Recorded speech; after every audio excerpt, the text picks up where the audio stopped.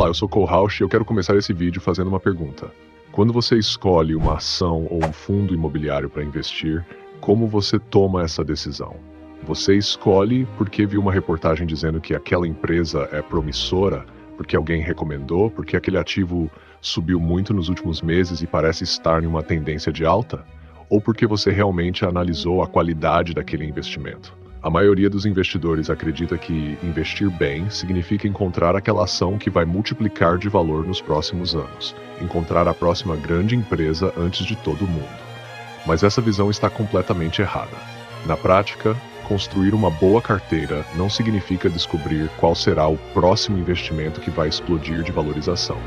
Significa, principalmente, aprender a eliminar investimentos ruins e selecionar ativos de qualidade. E é exatamente isso que você vai aprender nesta aula. Você vai entender como investidores fundamentalistas escolhem ações e fundos imobiliários de forma racional, porque a diversificação é uma das maiores proteções do investidor e qual é a metodologia baseada em dados históricos que permite investir com muito mais tranquilidade. Então vamos começar. Quando falamos sobre escolher ações ou fundos imobiliários, existem duas grandes formas de enxergar o mercado. A primeira delas é a abordagem especulativa. Essa é a mentalidade de quem tenta ganhar dinheiro prevendo os próximos movimentos do preço. O foco está em gráficos, padrões, notícias e principalmente na tentativa de descobrir o momento perfeito de comprar e vender um ativo. O grande problema é que essa é uma disputa extremamente difícil para o investidor comum. No curto prazo, os movimentos do mercado são influenciados por grandes instituições financeiras, fundos bilionários e sistemas capazes de analisar informações em uma velocidade impossível para uma pessoa física competir. Tentar vencer essa disputa acaba se tornando um trabalho cansativo, estressante e, na maioria das vezes, pouco eficiente. Do outro lado, existe a abordagem fundamentalista. E aqui está uma mudança completa de mentalidade. O investidor fundamentalista não enxerga uma ação como apenas um código na tela ou uma linha subindo e descendo no gráfico. Ele enxerga uma empresa, um negócio real, uma organização formada por pessoas, clientes, produtos, ativos e capacidade de gerar lucro. No caso dos fundos imobiliários, ele não enxerga apenas uma cota sendo negociada diariamente. Ele enxerga imóveis reais, contratos, inquilinos e uma fonte de geração de renda. O objetivo deixa de ser prever o próximo movimento do mercado. O objetivo passa a ser se tornar sócio de bons negócios e construir patrimônio ao longo do tempo. E essa mudança de mentalidade traz uma vantagem enorme, porque quando você investe dessa forma, as oscilações de curto prazo deixam de controlar suas decisões. Uma queda temporária no preço de uma ação deixa de ser motivo para desespero. Uma notícia política deixa de ser capaz de destruir sua estratégia. Porque o seu foco não está no barulho do mercado, está nos fundamentos reais dos ativos. Mas então surge uma pergunta importante: como identificar quais são esses bons investimentos? A resposta não está em uma manchete de jornal, não está na opinião de um influenciador, e também não está tentando descobrir qual ação vai subir amanhã. O investidor fundamentalista faz perguntas diferentes. Ele quer saber: essa empresa consegue gerar lucro de forma consistente? Ela possui um modelo de negócio sólido, sua estrutura financeira é saudável, a gestão toma boas decisões, a empresa respeita seus acionistas. Essas perguntas parecem simples, mas são justamente elas que separam negócios realmente fortes daqueles que apenas estão vivendo um momento passageiro de valorização.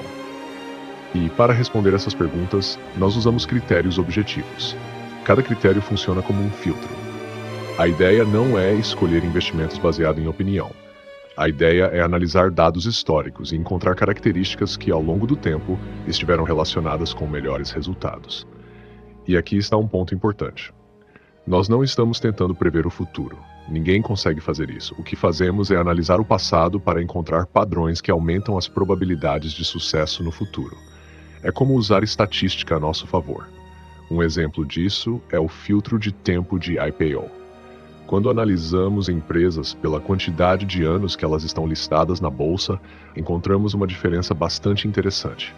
Empresas com menos de 10 anos de IPO apresentaram historicamente um retorno médio inferior, próximo de 9,48% ao ano, enquanto empresas com mais de 10 anos de bolsa entregaram um retorno médio histórico de aproximadamente 17,91% ao ano. praticamente o dobro.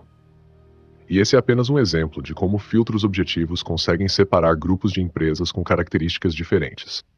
Essa metodologia não é baseada em achismo. Ela foi analisada através de estudos estatísticos e validada por pesquisadores acadêmicos, mostrando que determinados critérios podem aumentar o retorno médio esperado e reduzir o risco em comparação com a média do mercado.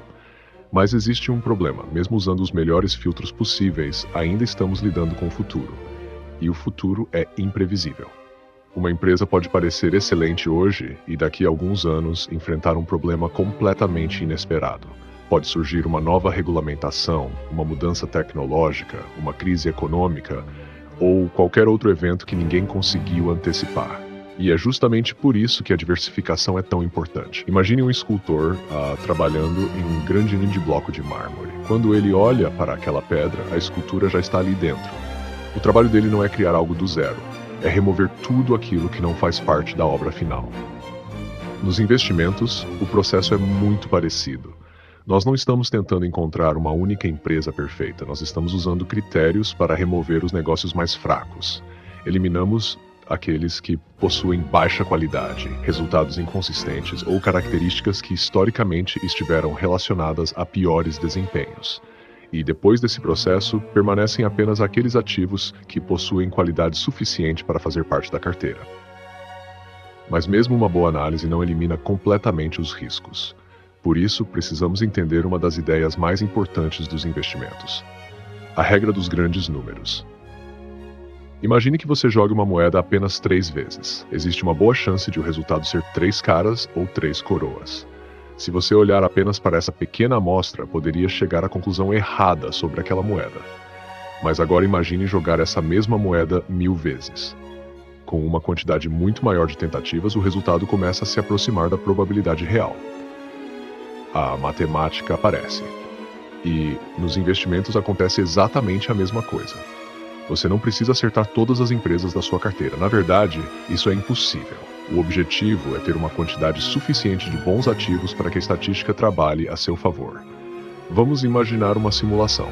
Se 15 anos atrás tivéssemos aplicado essa metodologia para montar uma carteira com 10 ações e simplesmente mantivéssemos esses investimentos durante todo esse período, teríamos encontrado tanto empresas que decepcionaram quanto grandes vencedoras. Um exemplo de exceção negativa seria a Eternit. A empresa sofreu uma queda de aproximadamente 101% após a proibição do amianto, um evento extremamente difícil de prever.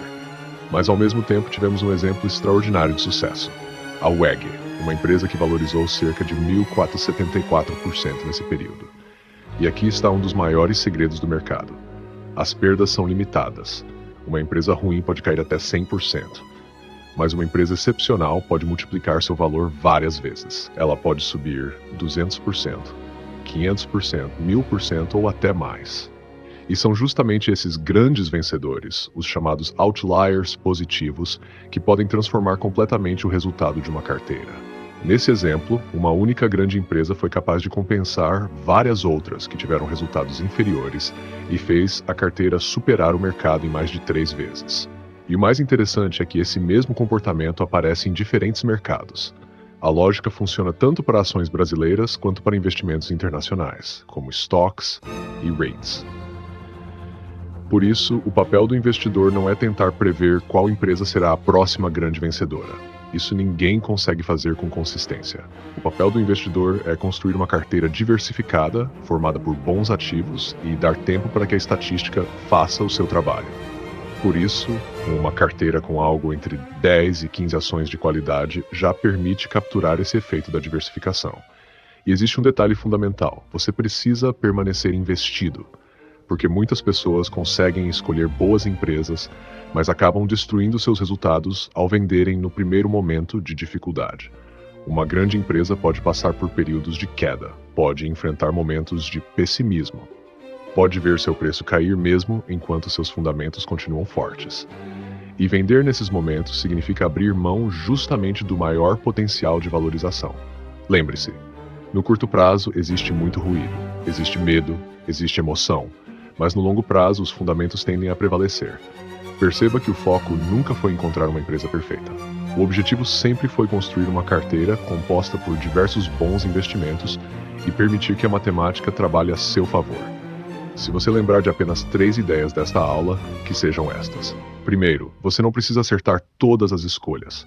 Você precisa construir uma carteira de qualidade usando critérios objetivos e dar tempo para que ela amadureça. Segundo, os maiores resultados geralmente vêm de poucas empresas extraordinárias. Por isso, vender boas empresas cedo demais, por causa de oscilações de curto prazo, pode custar muito caro.